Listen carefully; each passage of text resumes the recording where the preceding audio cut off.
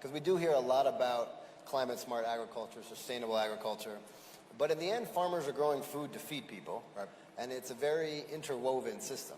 And I think we have to really start talking about climate-smart eating if we're really going to unlock that potential. So the biggest driver in emissions from ag is beef. Now, you and I love a steak. I've cooked you thousands of steaks, probably. Well, I don't know about thousands. Well, hundreds, maybe. I've been cooking for you for 10 years. Hundreds of steaks. I'm trying to count. I don't know about thousands, but... It's been a long time. But what is true is I am not a vegetarian. Yes.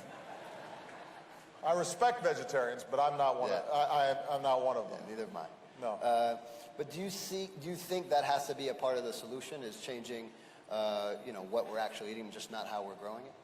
Well, for those of you who are not familiar, Sam worked with my wife to promote healthy eating, and most of the impact that you had was not legislation. It wasn't laws that were passed, but it was just raising awareness with parents about what unhealthy eating was doing to their children. And I think the key from a consumer perspective is just giving people good information. Yeah.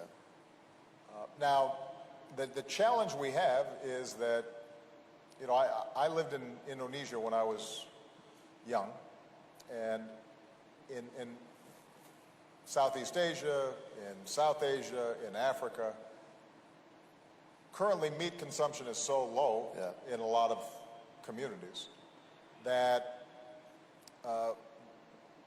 the gap between meat consumption there and in the United States, for example, is as much as the energy use in those countries per capita and what it is in the United States. So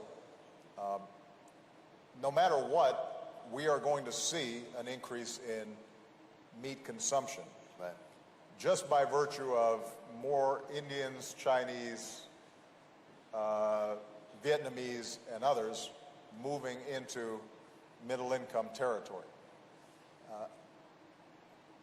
That doesn't mean that we can't teach, you and me to have a smaller steak for our own health. It doesn't mean that we can't make progress in educating the advanced world about the need to reduce, just for dietary reasons, the amount of meat that we can consume at any given meal, particularly if it's wasted. Yeah.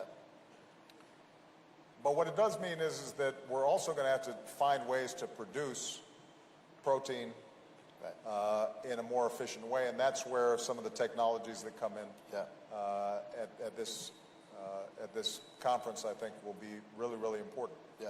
So you just mentioned...